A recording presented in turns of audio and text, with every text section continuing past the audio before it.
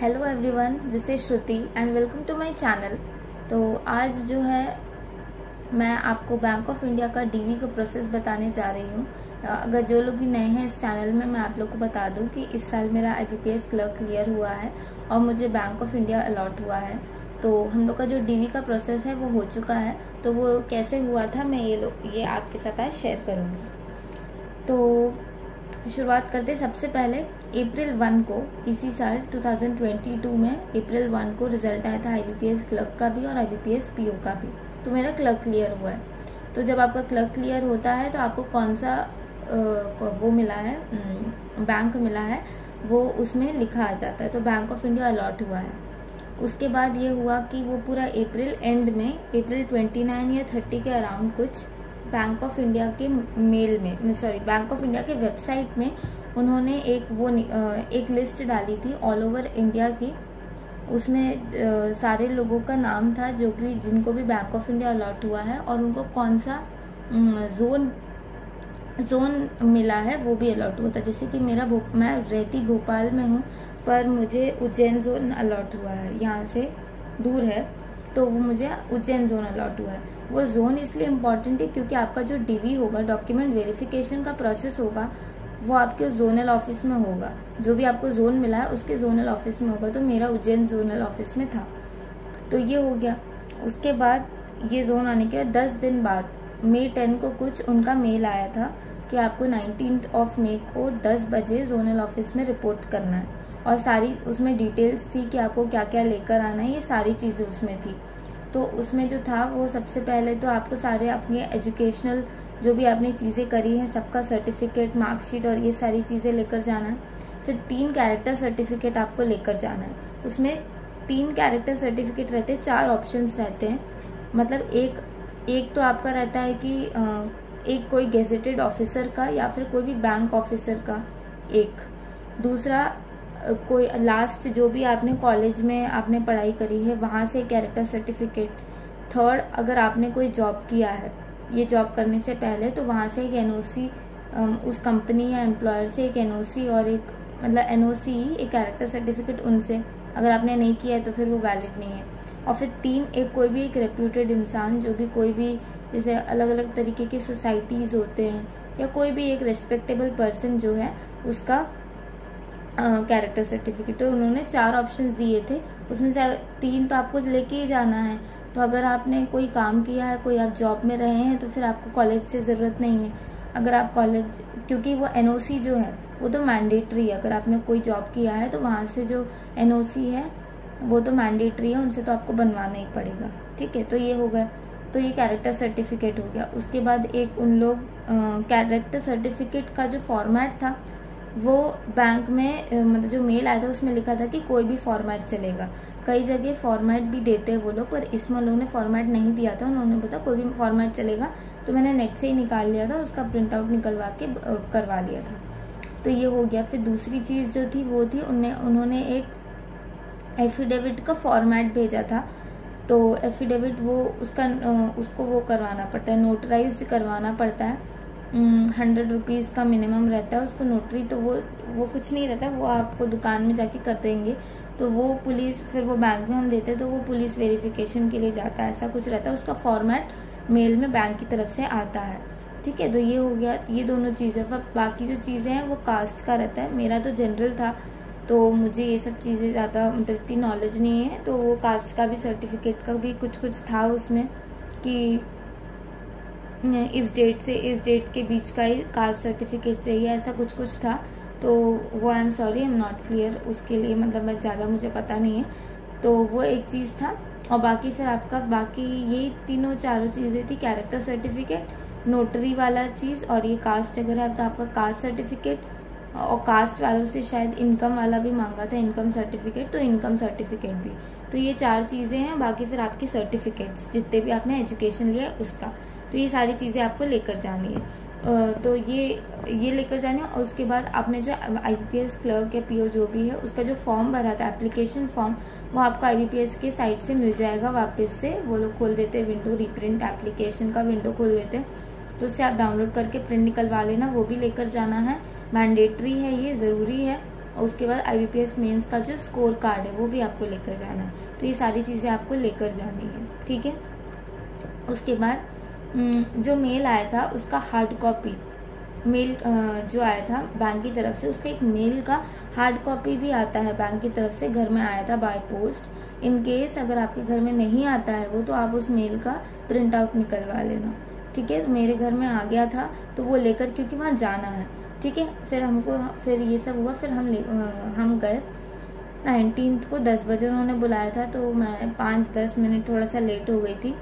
तो फिर वहाँ गए, तो फिर वहाँ जो गार्ड अंकल थे उन्होंने वो जो बाय पोस्ट आया था वो मांगा, देखा, और एक जगह उनके पास अटेंडेंस शीट रहती है, उसमें उन्होंने साइन करवाया, नाम वाम लिखा रहता है उसमें, तो नाम में साइन करवाया। और उसके बाद ऊपर 2nd फ्लोर में रूम में भेज दिया। वहाँ एक कॉन्फ्रेंस रूम जैसा था, राउंड सा टेबल था, सारी चेयर्स लगी हुई थी, ठीक है। और वहाँ पर दो सर और एक मैम थे, और ऐसे होके फिर राउंड टेबल में बिठा दिया। फिर जैसे ही हम बैठे, एक अंकल आए और उन्होंने एक फ़ाइल दी, जिसमें बैंक ऑफ इंडिया का फ़ाइल था वो, जिसमें 50 to 60 पेपर्स कुछ थे, जिसको आपको फिल करना है, वो सारी चीज़ें थी। और एक पेपर दिया जिसमें कि आपको पूरा लिस्ट था कि आपको किस ऑर्डर में आपके जो भी आप डॉक्यूमेंट्स लेकर आए हैं उसको किस ऑर्डर में आपको अरेंज करना है, तो वो सारी चीज़ें उसमें थी, इतना था। उसके बाद फिर वहाँ जो मैम थी उन्होंने बहुत पोलाइटली, बहुत अच्छे से सारी चीज़ें समझाई कि फ़ाइल में आपको क्या कैसे फिल करना है, वो सारी चीज़ें उन्होंने बताई। और वहाँ एक सर थे जो साथ ही साथ बायोमेट्रिक कर रहे थे, सबका एक एक नाम लिख के बायोमेट्रिक कर रहे थे। फिर जैसे जैसे बायोमेट्रिक हो रहा था, उन्होंने एक पास ही में एक प्राइवेट हॉस्पिटल था उसका नाम बता दिया था, और वहाँ पर जाना था मेडिकल के लिए। खुद से जाना है, खुद की कन्वेंस से जाना है, वो लोग का कोई इंतज़ाम नहीं रहता, वो बस बता देते कि वहाँ आपको जाना है।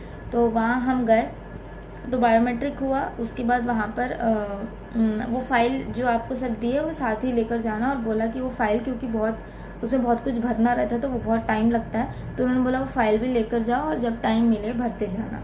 तो सब फाइल वाइल लेकर बायोमेट्रिक करा के हम चले गए हॉस्पिटल जाने के बाद वहाँ पर 1500 रुपीज़ का एक रिसिप्ट कटा। वैसे तो मेल में लिख के आया था कि 2000 रुपये लेके जाने, पर 1500 ही लगे, तो थोड़ा बहुत एक्स्ट्रा लेकर चले जाना। तो फिर 1500 रुपये लगे, उस रसीद कटा। उसके सारे टेस्ट हुए, आई टेस्ट हुआ, हाइट चेक हुआ, वेट चेक हुआ, उसके बाद एक ECG हुआ, एक्सरे हुआ, ब्लड टेस्ट हुआ, यूरिन टेस्ट हुआ, सारी चीज़ें ये सारी हुई। उसके बाद जो फाइल देते, वो लोग भी एक फ़ाइल देते हॉस्पिटल वाले, जिसमें सारी चीज़ें रिपोर्ट मतलब उसमें लिखा रहते क्या टेस्ट हुआ क्या नहीं, वो सारी चीज़ें। और वो फाइल जो है हॉस्पिटल वाले ही रख लेते, और वो वहाँ से डायरेक्ट बैंक को जाता है, अपन को बैंक लेकर नहीं जाना, तो वो डायरेक्ट चला जाता है। तो बस ये सारे टेस्ट हुए, उसमें थोड़ा सा टाइम लग जाता है, बाकी बहुत कोऑपरेटिव रहते हैं वो लोग। सब कुछ उन्होंने बहुत अच्छे से बता दिया कि यहाँ पर आपको जाना है, यहाँ पर जाना है, क्योंकि एक जगह तो होता नहीं है, अलग अलग जगह उनका रूम रहता है, तो वहाँ पर उन्होंने बहुत अच्छे से बता दिया। तो ये सारी चीज़ें हो गई मेडिकल में। उसके बाद मेडिकल ये होते होते 2:30 हो गया। 2:30 होने के बाद हम वापस बैंक गए। बैंक जब गए तो उन्होंने खाना दिया था, उन्होंने पहले ही बोल दिया था कि आपको खाना मिलेगा। तो रूम में जैसे ही हम कॉन्फ्रेंस रूम में गए जोनल ऑफिस में, वहाँ पर सबको खाना मिला था, मतलब कैंडिडेट्स को, पेरेंट्स या आपको जो लेकर आए उनको नहीं मिलेगा, सिर्फ आपको कैंडिडेट्स को मिलेगा। तो कैंडिडेट्स को खाना मिला, हम लोगों ने खाना खाया। उसके बाद जो है DV का प्रोसेस शुरू हुआ। तो सबसे पहले DV का जब प्रोसेस शुरू हुआ तो वो सर ने सबसे पहले तो वही देखा, एप्लीकेशन आपका, उसके बाद वो स्कोर कार्ड देखा, उसके बाद सारी चीज़ें देखी।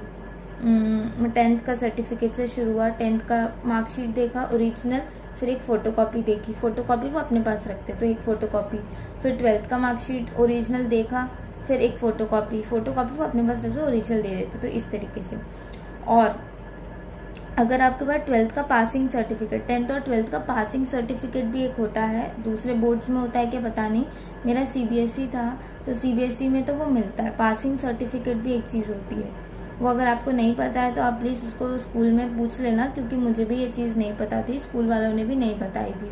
तो 10th का एक पासिंग सर्टिफिकेट होता है, 12th का भी एक पासिंग सर्टिफिकेट होता है, जो मार्कशीट चीज़ अलग है, मार्कशीट के अलावा भी मिलती है। तो वो भी चीज़ वो लोग देख रहे थे, वो भी लेकर जाना है, ठीक है। 10th का भी और 12th का भी। मेरा 10th का नहीं देखा, 12th का उन्होंने मुझसे मांगा था।